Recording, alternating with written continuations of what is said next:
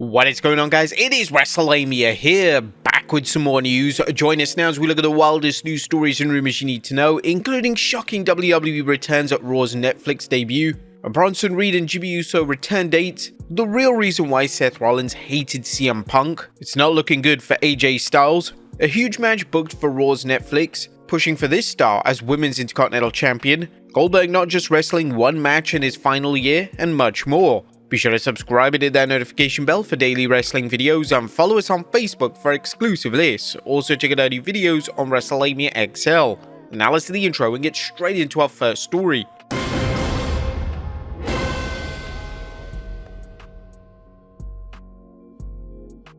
Our first story looks at shocking returns at Raw's Netflix debut. At top of today's news is a report that the WWE is bringing its big guns for Raw's debut on Netflix. Now, we noted rumors that the entire OG bloodline will move to Raw via the WWE's new transfer window, and one or more champions could change brands. But now WrestleVotes is reporting that two of the biggest names in WWE history are scheduled to appear at the 6th January premiere. The Rock and John Cena, they'll both be there. I wouldn't be surprised if Steve Austin showed up. I've heard that Shawn Michaels may make an appearance. Anybody they have under a Legends deal that is healthy enough to be in LA, I would expect to be there. The WWE wants to make Raw's Netflix debut a spectacular success. However, will the WWE set the bar too high as fancy a mixture of superstars, legends, and celebrities one week and then things return to normal the next? While this is a valid concern, the WWE may be satisfied with a huge number for Raw's debut on Netflix so it can boost the views and give Netflix something to promote for advertisers, regardless of subsequent shows not reaching the same views.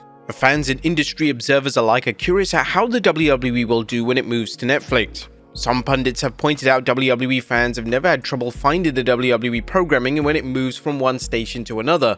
The X factor of Netflix being a paid subscription service raises the question of how many fans will pay for Netflix to watch the WWE if they don't already have Netflix. Next up, Bronson Reed and Jimmy Uso's return date. This year's men's War Games match had a heavy price for some of the WWE's top superstars, and now we're learning when to expect Bronson Reed and Jimmy Uso back from injury. WrestleVotes recently reported on Sportskeeda's Backstage Pass Q&A that Bronson Reed, I believe the WWE are targeting May if not June, so that's unfortunate. You know, not to say that's the same injury at all, but Adam Cole snapped his ankle last year at AEW Grand Slam and he was out almost a year, so it's going to be a while for Bronson Reed unfortunately. Now, Bronson Reed is scheduled to have surgery today and he tweeted fans on 10th December that surgery tomorrow. Jimmy Uso broke his toe during the War Games match, but as you might suspect, he's expected back much sooner. WrestleVotes reports that Jimmy Uso should return sometime in January. Now, in case you missed our news video, Tonga Loa is also expected out of action for much of 2025 as he recovers from a torn bicep.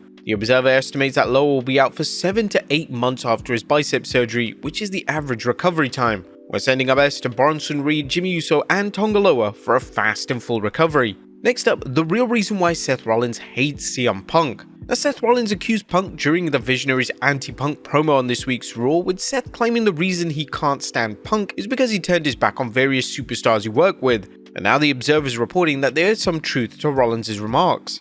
Punk felt that the WWE was behind the lawsuit against him, and they were, so he felt like he had to avoid everyone from WWE, including people like Kofi Kingston that were his buddies, Corey Graves, Rollins too. The people that didn't get it, it hurt a lot of feelings with people there. People don't like the company being run down, probably some of them weren't happy either with some of the things he said. Now, it's not uncommon for things to play out. The WWE likely instructed its employees and wrestlers to stay away from Punk. Likewise, Punk's legal team may have advised him to stay incognito as far as his former employer and workmates were concerned. The WWE is cleverly building on this real-life situation to add another layer to Rollins and Punk's feud, giving Rollins fans a reason to understand why he's so angry with Punk. This work shoot angle is another example of how incorporating real-life events into wrestling matches can reel fans in. The Punk-Rollins feud already had tremendous potential, but now it appears as if it could rival Punk's feud with Drew McIntyre. What do you think of WWE incorporating these real-world situations into storylines? Let us know in the comments down below. Next up, a huge match booked for Raw's Netflix. Speaking of the CM Punk vs Seth Rollins feud, it looks like fans could see their first match as early as 6th January when Raw debuts on Netflix. Dr. Chris Featherstone, who has broken several notable stories recently, tweeted, "Seth Rollins vs CM Punk is currently slated to occur on the debut episode of Raw on Netflix, I have been informed." Now, judging from Rollins' rant on Raw, it appears that the Punk vs Rollins feud will culminate in a main event match at WrestleMania 41. Seth taunted Punk during his promo on Raw, telling Punk that for all his accomplishments, Punk has never main evented the Showcase of the Immortals. However, there's no guarantee for this, as there are many potential main event programs the WWE can book at WrestleMania, including world title matches. Will Punk and Rollins be able to beat out the many wrestlers looking for the top spot at Mania? Next up, it's not looking good for AJ Styles. Now, the Phenomenal One returned to SmackDown after a brief absence and wrestled Carmelo Hayes in October, only to suffer an apparent injury. There was confusion whether the injury was a storyline or real, but AJ later confirmed it, announcing that he had a midfoot ligament sprain. However, that was in October, leading to questions when he'll return. During Sportskeeda's Backstage Pass Q&A, WrestleVotes revealed, "When he got hurt on Friday night, I heard immediately. Okay, it's legit, he's hurt. I haven't heard a word about AJ Styles since. It's very strange, to be honest, not a word. So whatever it is, they're keeping it quiet all the way around." On WrestleTalk's Andrew Ravens pointed out that Styles was supposed to have a farewell storyline before being sidelined with an injury, so it's unclear what the storyline would have involved or who would have participated. Dr. Chris Featherstone also confirmed in a tweet that, "Thanks, I was informed not to expect him on TV for the remainder of the year," which is a given as there's only about a couple of weeks until the end of 2024. However, it's still not a good sign that we don't know much about it. Next up, Goldberg not just wrestling one match in WWE. Now, it appears that Bill Goldberg will get the retirement match he wanted in WWE, as WrestleVotes is reporting that Big Bad Bill is definitely wrestling another match, or two. This follows rumors that the WWE is planning a match in 2025 for his official retirement. What is notable is WrestleVotes is not just talking about one match, he's talking about a possible two matches. We continue talk that Goldberg will face Gunther. Multiple matches could help build interest in the Gunther match and help Goldberg deal with any ring rust. Goldberg has shown that he can still go, but as fans saw at the 2019 Super Showdown event in Saudi Arabia, Goldberg is not at the level where he can phone it in and still get a good match.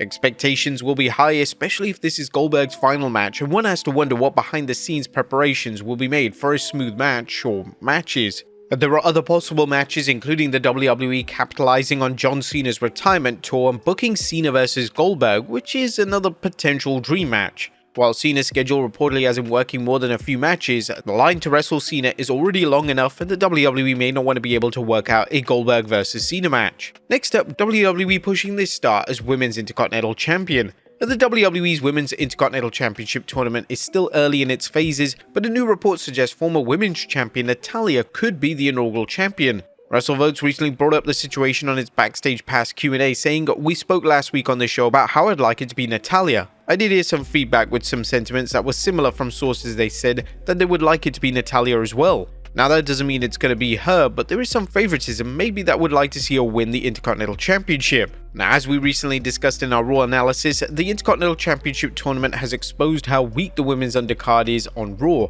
The Red Brand has many talented females on the undercard, but no one's received a consistent push to stand out. That could change with a strongly booked secondary championship for various superstars to fight over, and Natalya seemed like a strong candidate as she's still a first-rate worker, and putting the belt on her would actually give the belt instant credibility and allow her to share her experience with the various superstars vying for the title. Do you think Natalya should be the inaugural champion? Let us know in the comments down below. And finally, a long-absent superstar returns to NXT. Last but not least, fans watching the 10th December NXT saw the long-awaited return of WWE superstar Shotzi. Shotzi returned during a post-match beatdown, coming in for the save for Tatum Paxley and Gigi Dolan. A WrestleTalk noted just how long Shotzi's been out on the sideline, saying Shotzi's been out of action in WWE since February of 2024 when she suffered an injury during a title match on NXT against the at-the-time NXT Women's Champion Lyra Valkyria. The former NXT Tag Team Champion reportedly tore an ACL in a match against Lyra, and for those of you wondering, Shotzi did not return in her tank, and there's no word on whether it's in the shop or WWE just intends to scrap it altogether. But there you have it folks, the wildest news stories and rumors you need to know. Be sure to leave your comments down below, and I'll see you next time with some more wrestling content.